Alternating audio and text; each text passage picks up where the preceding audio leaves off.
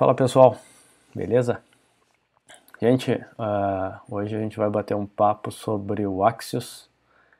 Junto com ele a gente vai acabar conversando sobre Promises, Async Await, e como estudo de caso aqui a gente vai fazer uma consulta rápida no ViaCep, que é um web service que conforme eu entrego o endereço de um CEP, ele vai me retornar informações sobre esse CEP, como cidade, estado, rua, enfim, informações diversas. Para contextualizar você sobre o Axios, vocês podem ver aqui o repositório dele no GitHub. É um repositório uma ferramenta bastante popular. Ele é um cliente HTTP para browser e Node.js baseado em Promises. Tá? Promises são objetos utilizados para trabalharmos com requisições assíncronas dentro do JavaScript. O que nós conseguimos fazer com esse cara aqui, tá? Então, quando a instalação dele é bastante simples, npm install Axios lá no nosso projeto e ele vai estar instalado. Aqui vocês podem ver alguns exemplos de requisições, tá? Então, bem importante sempre dar uma olhadinha na documentação. Vocês vão ver que a gente pode utilizar ele para trabalhar com os nossos verbos do HTTP. Então, posso trabalhar com requisições get, post, delete, put, enfim, tudo que nós precisamos para trabalhar com REST. Então, aqui tem exemplos das requisições que a gente pode fazer. Tá? Esse aqui é o ViaCep que nós vamos utilizar. E aqui a gente já tem exemplos de como consumir. Exemplo de pesquisa por CEP. Ele já me tem aqui um exemplo de pesquisa que eu posso fazer. Eu vou pegar esse endereço aqui porque vai nos ser útil daqui um pouquinho. Eu posso trabalhar com outros tipos de dados, se for a situação de vocês. Então aqui tem um exemplo para trabalhar com JSON, XML, enfim, tem diversas formas, tá? Então são esses dois carinhas que a gente vai estar trabalhando aqui, então. Primeira coisa, eu criei uma pastinha, Axios YouTube. Eu vou só entrar nela. Se eu já não tô, deixa eu ver. Axios YouTube. Vou sair dessa pasta aqui que acho que ela nem existe mais, na verdade. Tá, agora sim. Tá? Aqui dentro vou dar um npm init.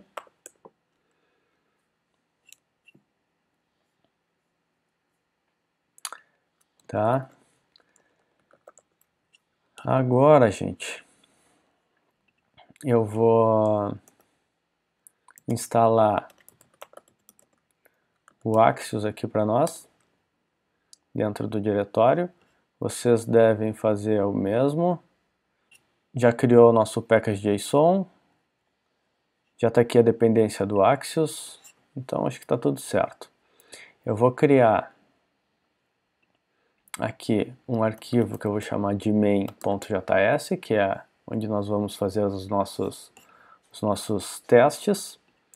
Primeira coisa que eu tenho que fazer é importar o Axios na minha aplicação. E aqui já tem uma curiosidade, tá? Vou mostrar para vocês aqui que eu estou usando o Node na versão 13. Então, se vocês estiverem executando isso em seguida da gravação do material, hoje o Node está na versão 12 LTS. E o que nós vamos utilizar aqui já traz algumas funcionalidades novas e eu vou mostrar para vocês que só tem na versão 13, tá? Então, eu vou dar um import aqui. O que eu vou fazer vai causar alguns erros, mas eu vou deixar que eles aconteçam para fazer mais sentido e eu já não ir direto pela solução, tá? Eu vou criar uma classe que eu vou chamar de API, tá? Dentro dessa classe eu vou criar um método estático que eu vou chamar de getAddress, certo? Esse método estático ele vai receber um CEP, e aqui dentro é onde nós vamos trabalhar com o Axios. Então nós vamos fazer assim, ó. Vou fazer da forma mais simples primeiro, tá? Eu vou dar um console log aqui e eu vou imprimir o Axios, tá? Aí vocês vão ver que do Axios eu tenho um método get. Fazer o seguinte, eu vou deixar isso aqui fora porque vai ficar mais organizado, eu acho. Vou fazer assim, ó, axios.get, ó, eu tenho esse métodozinho get.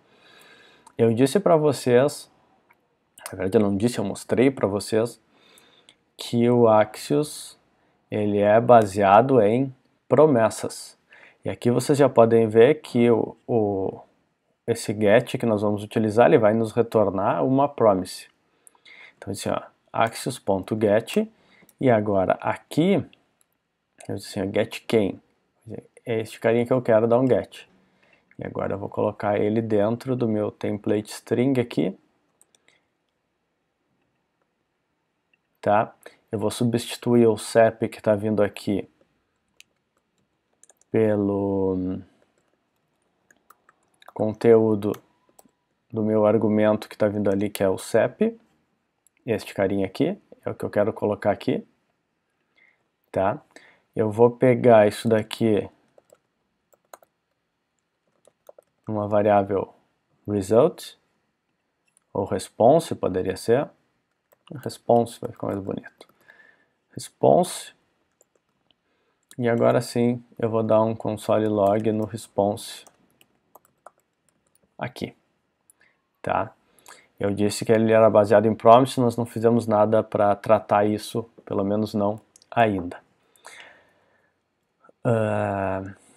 Para chamar isso, a forma que a gente costuma fazer seria algo do tipo nome da minha classe, nome do meu método. Como ele é um método estático, eu não preciso criar a instância da classe, lembrem disso, conceito de orientação a objetos. Então dei um API.getAddress e aí eu vou passar aqui um endereço de CEP. Esse aqui é o CEP da minha residência, no caso. Então estou passando para testar. Agora a gente vai começar a gerar erros aqui. Vamos tentar rodar, vamos ver o que acontece. Node main, tá? O primeiro erro que ele me dá é que eu não posso importar um statement fora de um módulo. Só que antes aqui, ó, ele diz assim, ó, para carregar um ES-Module, set type module no package.json, ou usa a extensão .mjs. Tá? Então ele já está me dando possibilidades para trabalhar com módulo. Então posso usar a extensão ou posso vir aqui no meu package.json, esse é o lock, package.json, e eu vou adicionar aqui, ó, depois do meu main, eu vou adicionar o que foi sugerido, o type module. Aqui já é um grande ganho que nós temos, pelo menos para essa situação, porque nós teríamos que configurar o Babel ou configurar o Webpack para poder trabalhar com import e export, e já nessa versão do Node aqui na versão 13 nós já não precisamos disso, tá? Essa não é a versão LTS, então eu aconselho a utilização em ambiente de teste, não em ambiente de produção ainda, tá? Então vamos lá, tá criado este carinha, agora vamos lá que nós vamos ter mais um problema para resolver. Ó, ele diz assim, ó, bom, ele rodou, aí ele me sinaliza aqui a função de eu estar usando a carga experimental lá do ES-Module, e aí ele diz, a resposta foi uma promise e o status é pendente. Então, isso, para eu tratar uma promise, hoje a partir do S8, entrou a ideia do Async Await, que nos facilitou bastante a vida para trabalhar com isso. E eu posso dizer algo do tipo, bom, essa daqui é uma função assíncrona, então ela vai trabalhar com uma promise do Axios lá, e eu vou dizer que essa requisição aqui, ela tem um await, tá? Não é exatamente o foco da nossa aula de hoje, tá? Mas o await, ele basicamente vai parar o processo e aguardar o processamento desta requisição, porque essa é uma requisição que não se sabe ao certo o que vai retornar, o tempo que vai levar, enfim. E aqui eu estou dizendo, bom, beleza, é uma requisição assíncrona e aqui eu quero esperar o processamento dela. Depois dela processada, eu estou dando um response e imprimindo o conteúdo dela. Tá, vamos ver o que acontece agora. Ele está dizendo assim, ó, na verdade, aqui é static async, não async static. Vou executar de novo e agora vocês vão ver o seguinte, ó. Olha só que massa. Com 10 linhas de código, nem isso, eu já consigo fazer uma consulta neste cara aqui e eu já tenho o retorno em JSON do conteúdo dessa requisição. Então lá na requisição do 96.030.080, ele já está me dizendo qual é o nome da rua, em que bairro está, em que localidade está, em que estado está. Então, muito fácil de utilizar, uma ferramenta bastante poderosa. Claro que aqui a gente está vendo o básico do básico, né? Mas já nos serve como um conhecimento de start para brincar com esse carinha aqui. Então eu estou imprimindo, posso melhorar isso aqui porque eu tenho uma requisição que vem com um monte de conteúdo. Eu poderia, por exemplo, vocês estão vendo aqui, ó, que no data está me retornando o dado que provavelmente seja a informação que realmente me interessa. Eu posso daqui pegar só o conteúdo desse dado, ó. Então vou pegar aqui, ó, dessa requisição. Eu já vou dizer assim, ó, me dá só o ponto data deste cara. Eu vou reexecutar. Opa, deixa eu passar este cara aqui para o lado de cá, que já é filtrado. Ó, e agora eu já pego só o conteúdo que é de meu interesse. Só o que está dentro do data ali, certo? Posso filtrar aqui, se eu quiser do data, eu quero só o CEP, eu posso filtrar aqui também. Então quero só o CEP, imprime só o CEP. Eu quero só o logradouro, ele vai imprimir só o logradouro, tá? Então vamos deixar assim, ó, retornando esse data. Agora, acho que isso é bem relevante também. Digamos que eu queira dar um return nessa response. A expectativa inicial que a gente teria é de fazer algo assim, ó. Bom, beleza, então console.log na chamada deste carinha aqui, isso aqui vai me dar a impressão, porque aquilo ali funciona, né? Esse return funciona, esse response está funcionando, então eu estou retornando ele, então eu vou imprimir ele. O que ele já me dá assim, ó, na hora que eu imprimo, ele diz assim, ó, então na saída deu uma promise. Deu uma promise. E aí, tipo, mas como assim? Então, de novo, né? Nós falamos lá que o Axios é baseado em promessas. E aí, para isso aqui, não é um objeto, não é um objeto que eu estou esperando aqui o data, ele é uma promise. E para eu imprimir uma promise, eu vou fazer o seguinte, ó. Em vez de eu dar esse console log, eu vou fazer assim, ó, API, tá? Estou deixando só a chamada da minha API. E aí eu tenho basicamente duas chamadas que eu posso fazer na promise, tá? O dem, que é o que eu vou tentar executar, também estilo um try-catch assim da vida. O dem, com o que eu vou tentar executar, e o catch, onde eu posso capturar um possível erro, tá? Então, aqui eu vou dizer, ó, dem, e aí aqui a gente já pode trazer um pouco de conhecimento dos materiais anteriores, e aí eu posso aplicar, aqui eu vou adicionar um callback, vou adicionar uma função, e eu vou fazer isso com uma arrow function, e eu vou dizer assim, ó, bom, beleza, então eu vou pegar o valor que está vindo da minha promise, e eu vou só dar um console log neste valor, só isso, tá? Eu poderia então fazer um ponto catch aqui e capturar um possível erro, tá? Mas não, vou deixar o mais simples possível, tá? API.getAddress, ok, beleza. Estou imprimindo, agora eu vou dar um node main aqui, perfeito. CEP, logradouro, está aqui todas as informações que eu estou requisitando.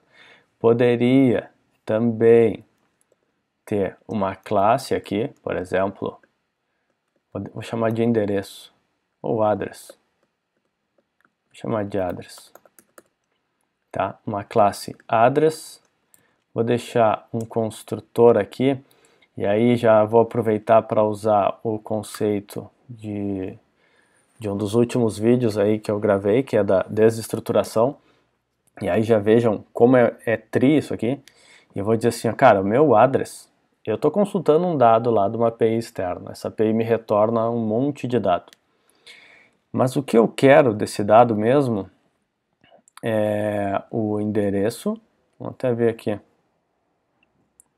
que eu quero dessa API? Eu vou querer o logradouro,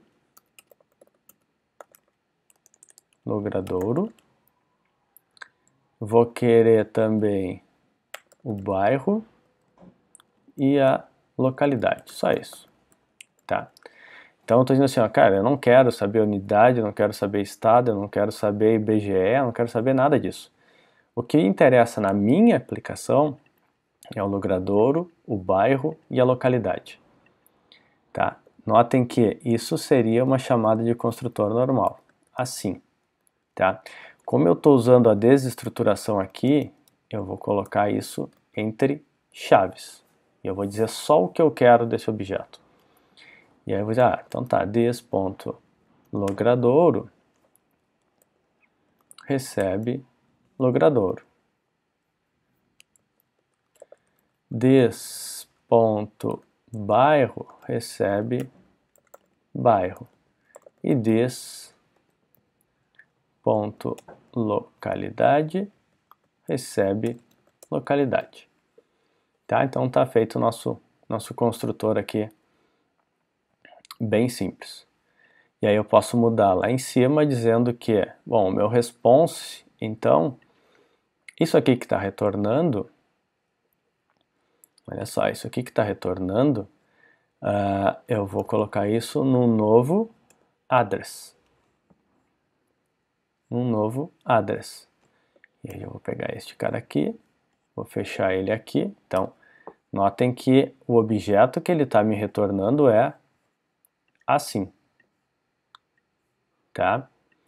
Eu estou desestruturando ele, pegando só o logrador, o bairro e a localidade e colocando no meu objeto address. E agora, quando eu imprimo aqui, o V é um address. E aí vocês vão ver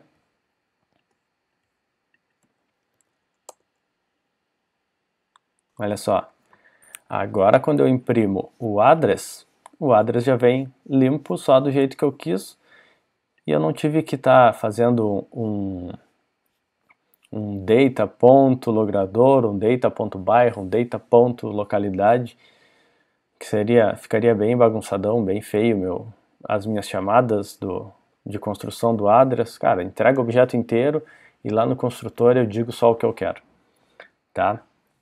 Bem tranquilo, bem legal. Então fica aí nesse material um start. Obviamente a gente vai falar muito mais sobre esse carinha aqui, mas um start para consumir uma API com Axios. Fica aí mais um case de uso da desestruturação para a galera fixar bem.